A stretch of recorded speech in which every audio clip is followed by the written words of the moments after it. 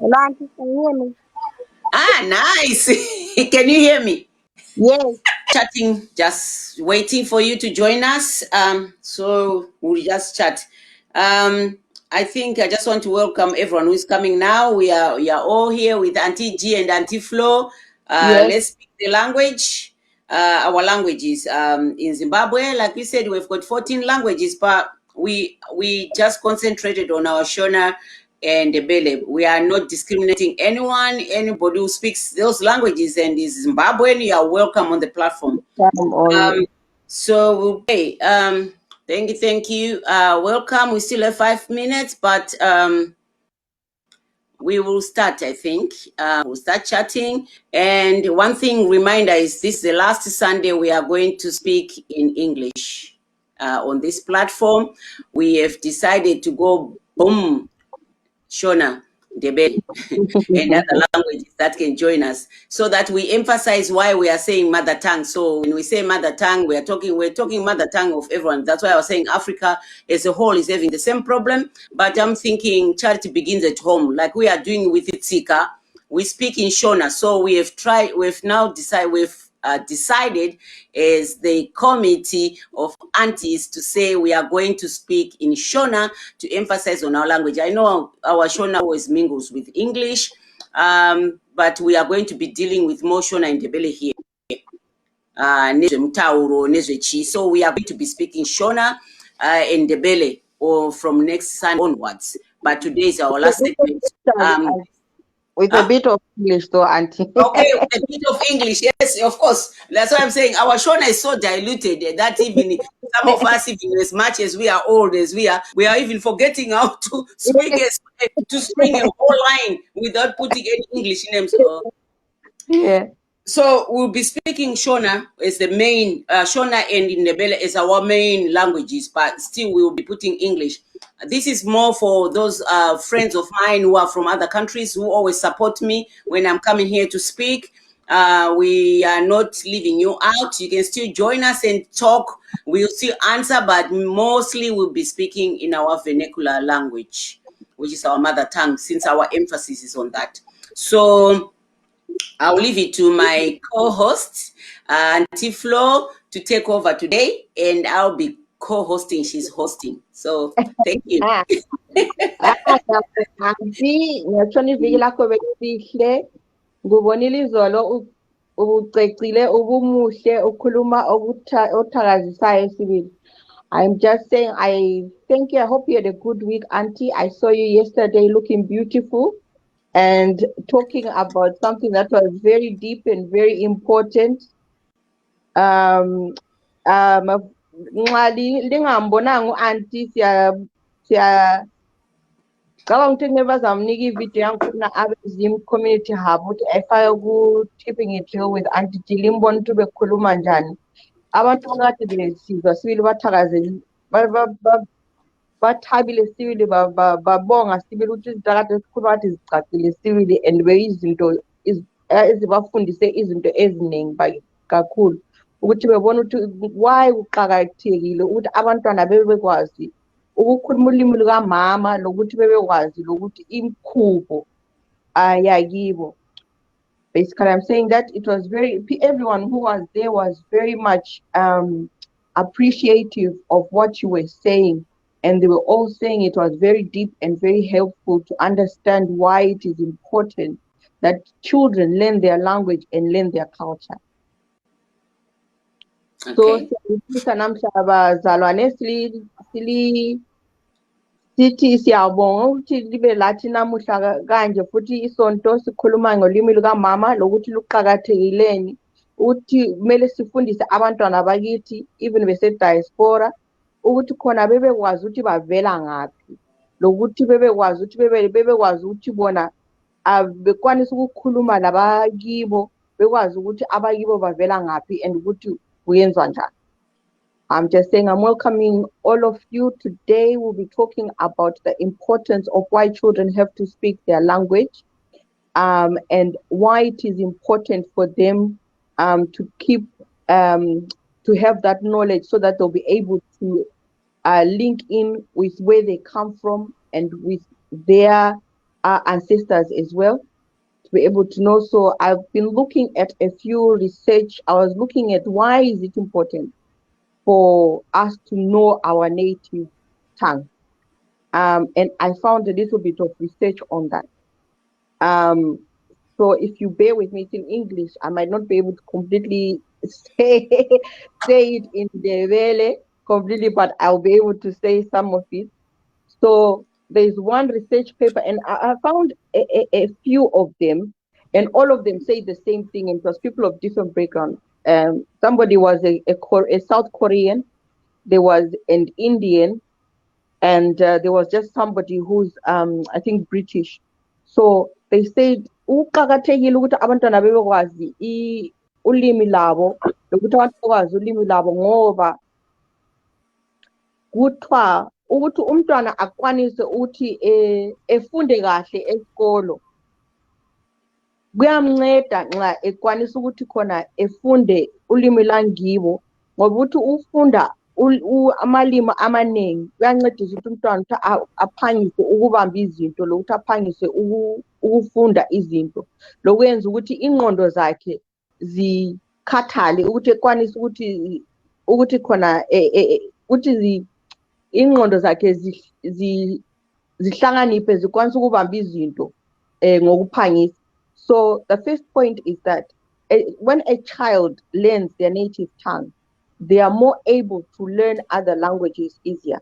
And also their intellectual capability is quite strong because it helps them to learn other things as well quite easily. Because when you learn your native tongue, it helps you to learn other languages as well. You have that basis. And also it develops your cognitive abilities that you are able to they find that kids who speak their native tongue, they learn things quicker and their intellectual abilities tend to be a bit higher than those who maybe don't develop that side as well. And also it says that in terms of the intellectual ability, it also says that it helps them with their critical thinking. They also are able to learn to think critically and to analyze things because of being able to speak different languages. And I think lokhu kwenzakala ngoba nxa ukhuluma indimi eziningi uyathola ukuthi nxa ulabantu abatshiyeneyo okhuluma labo izinto ezitshiyeneyo uyathi ungahlangana lomuntu wangikhona ungacabanganga uyaphuma ukuqalisa ukukhuluma la indimi ojayele ukukhuluma layo. And uyabona ukuthi ngumuntu vele okwanisa ukuthi noma ungaya ngaphi ukwanisa ukuthi ufike khonapho lawo ukwanisa ukuthi lawo ufithe in phakathi kwabantu khonapho ngoba uvele ngumuntu okwanisa ukuthi ukhulume labantu abatshiyeneyo. So what I'm saying is basically when you're a person who can speak different languages, you find that you adapt very easily because even with the people that you speak with, without thinking about it, you automatically switch to the language you're used to speaking to them with. And when you speak different languages, you're more able to fit in different areas because you're used to speaking different and to interacting with different people. So also it says a mother language develops a personal and cultural identity. Personal identity emerges out of a person's understanding of themselves, their surroundings, and their history. An individual hears their native language first when in the womb, and it subconsciously begins determining their views and emotions. So siyathola ukuthi I think ngakwazi ukuthi ngithi khona liyathola ukuthi nxa livela indawo efana nayo ukucabanga kwenziwe ngani kuyahambelana kulabantu lapha abavela lapho okutshiyene khona. Nxa sisesikolo besenzisa ama-IQ test lezi izinto ezitsheleyo e-university basitshela bathi abantu abamnyama kwasehlula lokhwana ngoba thina ukucabanga kwethu kutshiyene lokwabo ngoba thina sivela okutshiyeneyo kulezi zinto ezitshiyeneyo. So I'm saying in terms of this the personal thinking and how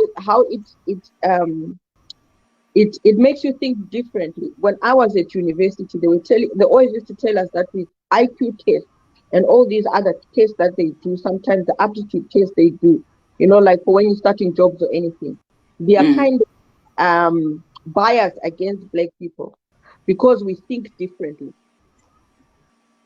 So it's in line with that, that when you speak certain tongues, when you speak certain languages, when you think in a different line from people who don't speak that language. So you find that black people, we understand each other. It doesn't matter where a black person is from. I don't know Mm, if you, mm. but we all understand each other. We all, you don't have to explain a joke to another black person, because they somehow we understand each other, and because our way of thinking is the same. So um, you find that it helps in terms of that they'll be able to understand when they go home or they go among their people, that they can understand how they think. So when they go back to Zimbabwe, they don't feel left out. They can Yeah. understand the jokes, they can understand how the others are thinking, they can understand the background, because they've got that native the thinking and the emotions that come out from that, knowing the native tongue. Angwasiyontuthini Auntie G. Ngezikhulumileyo. What do you say, Auntie G, about the things I've said so far? Um, I agree with you because I think, like where they say the emotional, the emotional part of it. That's why sometimes you see the way the behavior of children whom they are saying born here, they haven't got that emotional background in them, to ground them. Mm-hmm, I see the difference with my granddaughter. mm-hmm, That when she was only 2 or 3, although she was born here, she was, what do you call it? Not included. I don't know whether they can call it inclusion, or she was integrated into the Bangladesh, yeah, yeah, and yeah. you can see her behavior is Mm-hmm, totally different from most of the kids you see, where they say they are born here and without other, cultures with them. It mm-hmm, means they, despite the mom speaking English to the child when she was a baby, when she mm-hmm, went out and she started at 2 or 3 learning the culture there, the way the girls supposed to behave, even at the age of 6, you won't see my granddaughter sitting anyhow. This is mm-hmm, another thing. You see a lot of children. You find a 10-year-old with a skirt, mm-hmm, because even the mm-hmm, mom is not telling her no as a mm-hmm, girl. mm-hmm. Growing up, we're told girls don't sit like Yes, anyhow. You need to keep and on leg protecting up. so they can cover up. And I could see at 6, she was already not wanting someone to go in the bathroom. Mm-hmm, So do not mm-hmm, walk around without a towel. At mm-hmm, 6, most kids even go up to 10 years, they are still walking around without. That's part of culture which we are talking on Wednesdays. But that also, for that child to understand what you are telling the child and what it means, you need to at least the child to understand your language. Because mm-hmm, language, without the language, you cannot really understand the culture that someone is start telling you this is the goal. But if they speak the language and understand some of the words that are said in that language, they can also understand the culture that goes along with it. So what mm-hmm, they're saying, they're the emotional part of it. You find all these kids now who go like they respond, they always retorted the moms. And I've seen them mm-hmm, doing it at 3, and the mothers smiling. mm-hmm. But I've always told mothers that a child already knows what they are doing, even at 6 months or 7 months. Yeah, You yeah. find them when they touch something, they want you to validate whether that is all right. So they'll Yes, touch something and look at you. yes. Then you smile. So the child thinks, hey, she's not talking words, but she's doing actions. So when she touches something and you go like, she goes like, Mm-hmm. okay, so this one Okay. I can do. Mm-hmm. Next time she touches it, and you shout at her, she's Mm-hmm. confused. Because she's thinking, last time she gave me the nod, she smiled. That Mm-hmm. means I could do the thing. But today she's saying no. Why? Mm-hmm. That's when they go, and they start crying. So Mm-hmm. even that is just mannerisms, just looking, it's reactions that just come with whatever. So teaching a child, it's not sometimes words, it's even the way you just the Body way you language. it's the body Mm-hmm. language can say a lot even to a child. Because Mm-hmm. when she's doing something and you don't respond fast with a smile or with a nod or something, and you just look at them like this, they will hesitate to do something because they are not sure whether you want them to do it or you don't want them to do it. But what we're saying is, when you speak in the language, that's why we're saying when we're growing up, our mothers, when they are visitors, they never said anything. But their eyes, when they looked at you, you knew. You know when they want you to go and get some water for these visitors. You know when they Yes. say, you get Mm-hmm. it. When these people leave, You and I, we have to talk. Without them saying not even one single word. You Yes. establish that relationship. These days, when your child is sitting there and you go like, they go like, Yes. Mom, what's wrong? Why are you twitching? What's wrong with your eyes? And they respond like that. With us, we never used to. And when they go like, Yeah. they will do it only once to tell you leave. This is an Yeah. adult place. Yeah. And all these things, when you think of them, you go like, "Ah, really, these things, they really worked. And we had this rapport. It creates a communication link, like a bridge between you and your child. Yes. And now when they say the child speaks English only, he was born here. I'm British. It's something that I keep on repeating every Sunday because I want to tell those parents that are saying, Mano, I'm British. Mano, I ask him British. What is British? When they stand up there and say, who are you? They'll say, I'm British. British is, I keep on saying it over and over every Monday. British is England, which has its flag and its culture and its language. It's Scotland, which has got its flag, its culture, and whatever. They eat haggis there. I don't think the British eat haggis. They eat the sando roast. They have their own food, which, Yes. so that's British is a mix. And then you have the Welsh, they have their flag. Even when they compete in rugby, they play as a nation, Yes. although they are British. This is where most people who came and they are all running around with the red passport. They think it's unique. It's not unique because they are part of a union, and that union has got its own identity. Every country there has got its own identity. And what's your identity in there? You are denying your child someone to stand up because they can't even speak the language. So someone will say, you say you were born here, yes. Where your parents from? From Zimbabwe. Do you speak the language? Nah, I don't speak that language. Welsh, they speak their language. They speak Gaelic. Yeah, The and what I Welsh. mean is they speak Gaelic, but what I mean is your child says they don't speak the language and they are proud of it. Mm. No, what I'm saying is Welsh are born here Oh and they're yeah, white. They speak their language. they speak their own whatever is their language, which is a lot of consonants with very little Yeah. vowels. You can't even Yeah. get, you can't even Kadid, Kadid means card. If you see something, so Yeah. all of them consonants and only maybe one vowel. Well, Um, yeah. but they are proud of who they are. You find their Mm-hmm. flag still flies there, although they are part of this Britain as a whole. We are not saying stop being British. We are saying fly your flag.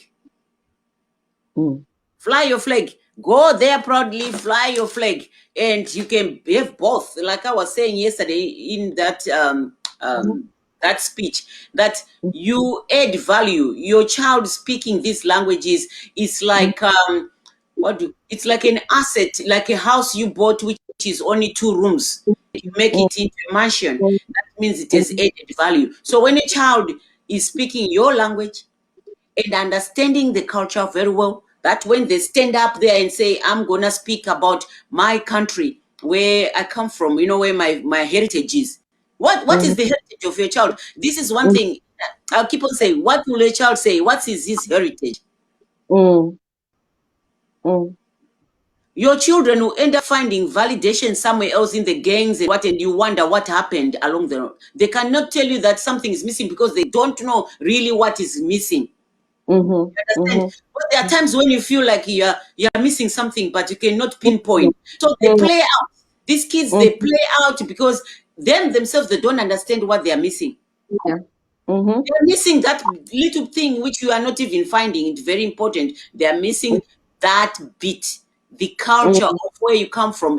Everything, the culture, the language. They are missing that.